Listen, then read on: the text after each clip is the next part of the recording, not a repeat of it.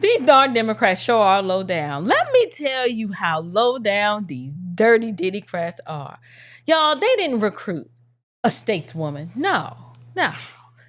The Democrat Party, they looked at Black America and they said, you know what? Let's give them the most ghetto fab caricature with the cartoon lash and the Yes Queen soundboard that we can find. And you know what? They'll vote exactly how we tell them to vote. That's what they did. Y'all, I don't know who thought that Jasmine Crockett would be good representation for Black America. But listen, this is not representation. This is a minstrel reboot in high definition TV, and I'm not letting it slide. So today we have got to talk about the yin and the yang of Jasmine Crockett. Let's get into this.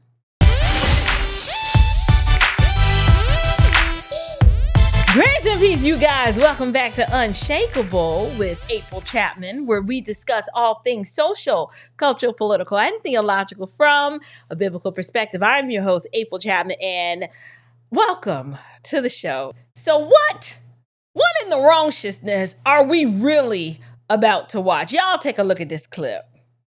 No one could have told me that when I went down to Austin, now it looks like a little bit over a year ago, that I would be running for Congress. It's just not what my plan was. But what I've always decided is that I would step up. These people, they are crazy because they always talk about how Christian they is. Yeah, I don't know how many of them on that side are getting divorced because they getting caught up sleeping with their co-workers, staffers, interns, all the things. Yeah, you ain't got to believe me. Just go Google. You'll find some of it. I'm telling you. And the wives is being messy and petty. They putting it in the divorce. I'm like, ooh, that's got to be true because your lawyer would know that they going to lose it. Lord child, they're talking about how Christian there is. Oh my God, Kamala and Hillary would be proud of that effort. Remember their accent switch ups? Okay. Listen, shout out to Rita over there at Sky News Australia. That was a wonderful rendition of Jasmine Crockett. I think you nailed that perfectly, you guys. But what y'all just saw from Jasmine Crockett is not authenticity. No, that is actually, I'm confused. I am not convinced it's a manufactured persona, right? People might say it's a manufactured persona or this character crafted to trend on TikTok and to clap for donors, but Democrats continue to elevate lawmakers who perform ignorance like this because they believe that this is what's going to mobilize the yes queens, the Black women to the polls. They already know we are impressionable and that over 90% of us sway and lean liberal anyway. So I really believe that they recruited this orangutan archetype, this profane, overly loud and performative and just proudly unserious, right? And orangutan is a woman who embodies the female imbecile who cannot manage her misery. She's just chaotic and toxic. To be clear, though, you don't have to be a Black woman to be an orangutan. An orangutan is a behavioral description, not an ethnic one. But if the shoe fits, heck, it's squeaking right now. So instead of Democrats recruiting legislators who really care about the community and real issues such as crime and poor school performance and the cost of living, what they do is they leave those things to the custodians of chaos and their friends in the teachers' unions and City Hall. But what is the result? We end up with a circus with no ringmaster, just clowns juggling our future. And then sadly, our young people see this, and these are the people that they aspire to be like. So why am I discussing this? We've talked about Jasmine Crockett ad nauseum over here on this channel, but the question that you guys might be wondering is, why do I feel qualified to talk about this and to critique Jasmine in such a negative light? Well, what I'd like to do is kind of give you some insight into my story. Now, unlike Jasmine, I actually grew up in the hood, right? Like I grew up with the concrete walls, the crack vials, prostitution on the corner. I mean, the whole 9 yards. But despite that being the environment in which I grew up, my mom refused to allow our zip code to choke my future.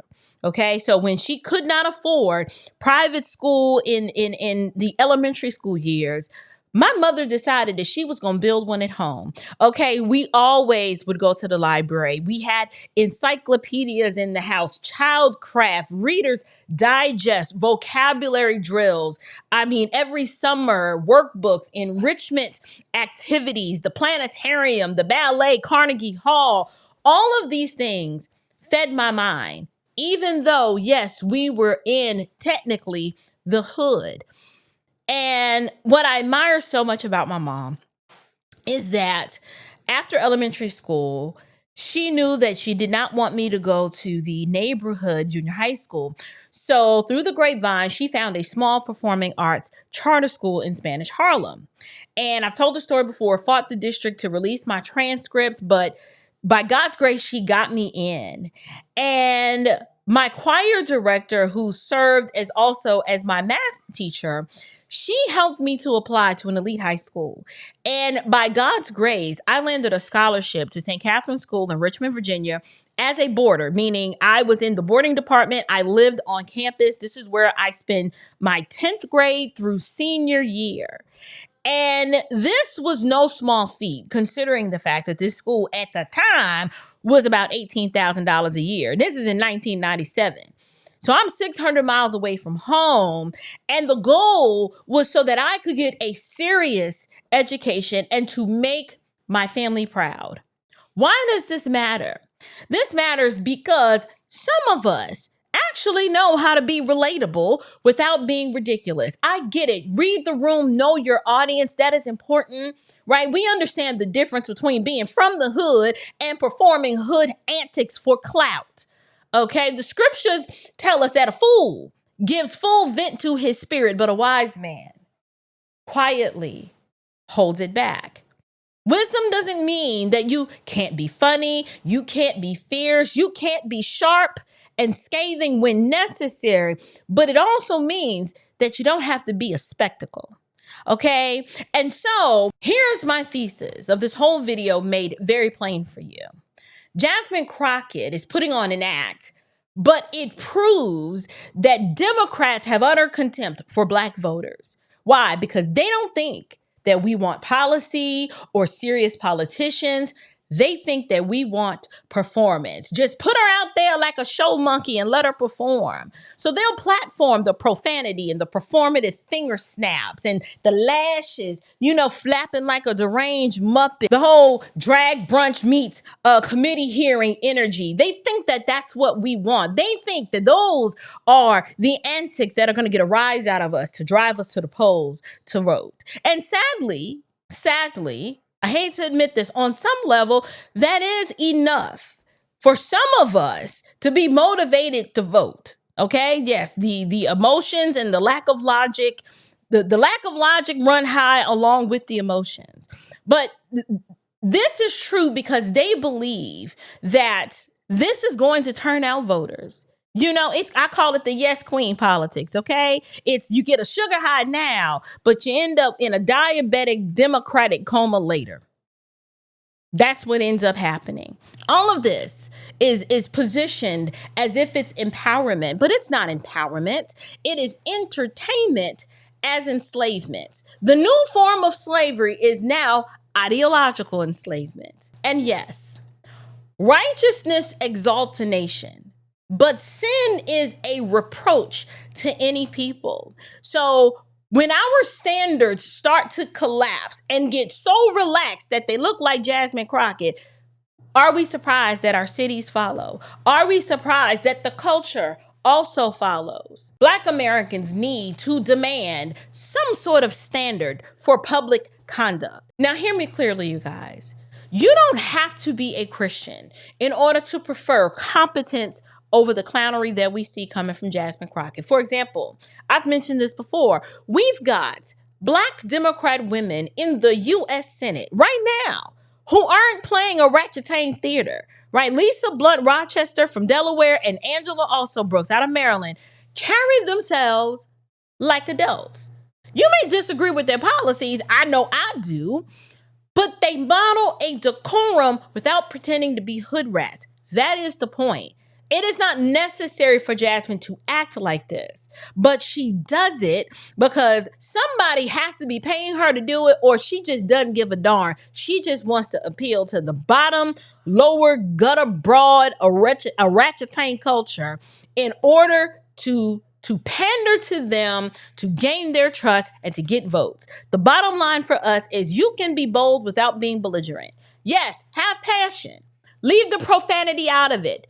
Be authentic. We want you to, but you don't have to act unhinged. Listen, at the end of the day, passion will always be commendable. I am an incredibly passionate person. Y'all know that.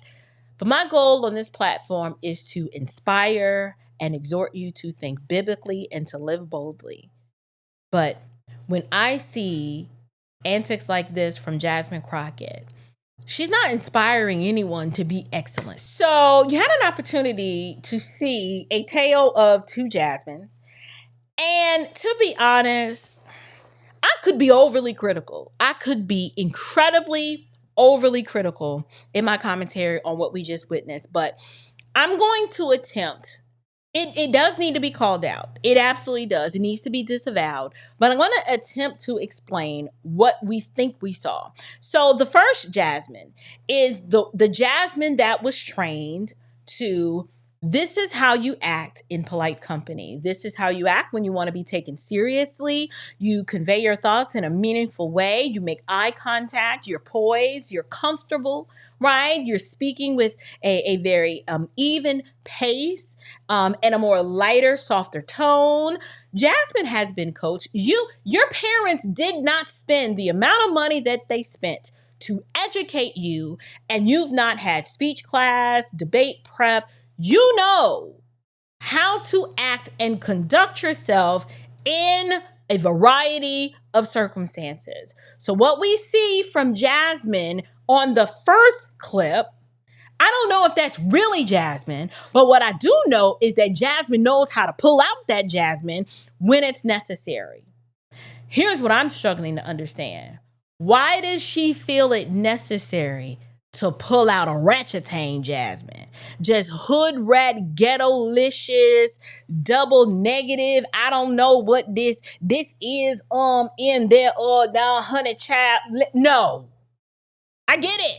We all have the ability to bring ourselves down to that level when we want to. The question is, why is it as a congresswoman that she chooses to lean into that persona and then to do it really well? It's not like Hillary pulling the hot sauce out of her bag or AOC when she attempted to, change her accent for a particular crowd she was in front of. No. When Jasmine did it, that seemed very natural. And it didn't seem contrived or rehearsed like when Hillary did it and when AOC did it. So the question you have to ask yourself is, if she can do that so well, either she's an incredibly good actress, or maybe that is the real Jasmine, and the first Jasmine that we see is her putting on airs and acting. Either way, here's my point. Jasmine knows how to act appropriately and to rein it in and to be self-controlled and tempered and measured when she wants to. So it says to me that in the second clip, she chose not to act that way. The question is why? It's because I believe Democrats have an incredibly high contempt for the people they believe represent and that they're called to serve. They want you to stay way down here below them, and they'll come down and sup with you, every now and again. They'll talk your language, speak your little ghettoese, right? They'll do that. But instead of her going in and recognizing that I am a U.S. Congresswoman. People expect more from me. They are interested in what I have to say. They actually believe that I have answers to so many of the problems that they are dealing with and facing today, that I have the ability to do something about it. But I'm not going to give them that, Jasmine. I'm going to wallow way down here in the ghetto-licious gutter because I believe that that's what they want to hear. That makes me more relatable. They can relate to this. To me, that is unacceptable. It is unacceptable considering our educational outcomes in the Black community are not good. So the last thing we need are examples of people who sit in positions of power and authority emulating and mimicking and modeling the behavior that is precisely the problem in our community. For her to model that either says one or two things. Either she knows it's a problem and she doesn't care because she just wants to pander for your vote, or she's incredibly ignorant and she doesn't think there's anything wrong with it and that is the kind of behavior that should be celebrated. I don't know which one it is, but this is just my assessment in seeing her be able to use word choice that's appropriate, to slow her tone down, to be very prim and proper, to change the tone of her voice. And then to see this, it's like, really? Really? Which one is the real Jasmine? At the end of the day, it doesn't matter which Jasmine is the real Jasmine. You want to know why? Because, well, one, she's about to be irrelevant anyway and lose her seat. But it is a classic textbook masterclass in me proving the point that Democrats have contempt for the Black community, because if they didn't, the first sign that Jasmine started acting like that, Hakeem Jeffries or somebody should have pulled her by her coattail. I'm like, don't let me see you acting like that no more. We are called to a higher standard. Do not let me hear you acting like that ever again. Remember who you are. Remember who and what you represent. But no, they haven't had that conversation with her. As far as we know, they let Jasmine run off the rails and act a plumb fool. She can't reel herself in. Neither can they. They don't reel her in, and she doesn't even self-regulate to reel herself in. So it says to me that they are paying her to act this way because they think it works. Because they believe since over 92% of Black women will vote blue no matter who, what can we do to appeal to that demographic so that they double down and continue to support us no matter what? That's my assessment. That is my overarching taken away from seeing the two tales of Jasmine Crockett. We don't know which one is the real one, and at this point, it doesn't even matter. But I can tell you this. Her parents did not spend the amount of money that they spent on her education for that to be the outcome. I am from the hood, okay? I already know what it's like to scrape and scrimp for just access to better opportunities. So the last thing I want to do is to embarrass my mother for all of the labor and hard work that she went through to make sure that I had access to a better education.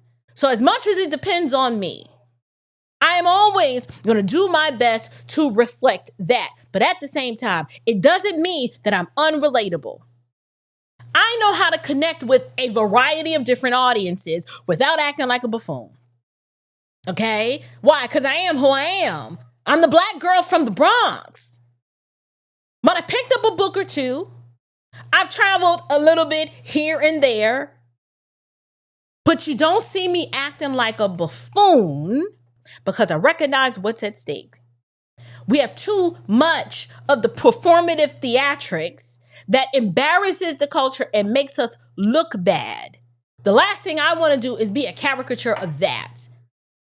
And so I put how I get it. When you're in a relaxed setting, you're like, I don't really, verb, noun, agreement. It's just, that's so extra. Like, I don't want to do that, right? I want to say is you all, or is you ain't my baby. Actually, no, I'm not going to go that far and say that. But I understand in a relaxed setting, when you are amongst your peers, you speak a different way.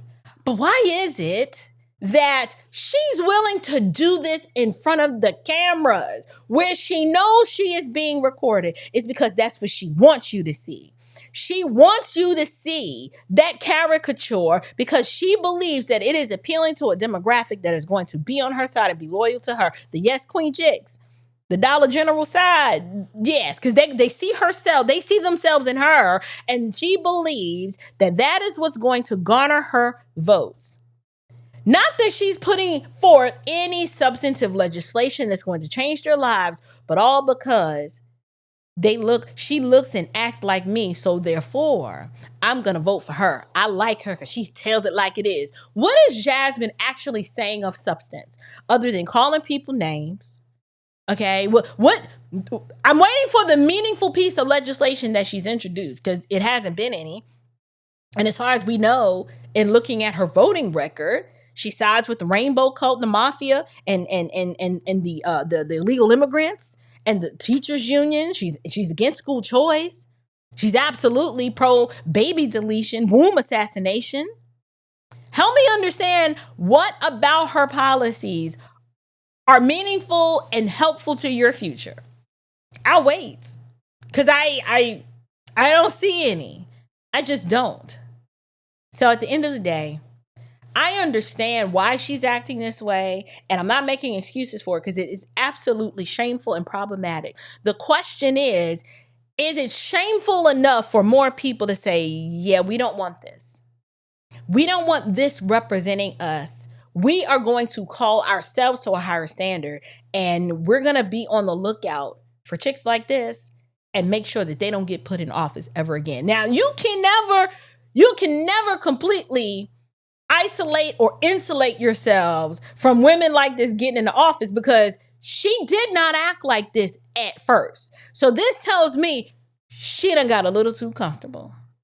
She's gotten a little bit too comfortable, but she's about to find out the hard way that this level of comfort was too comfortable.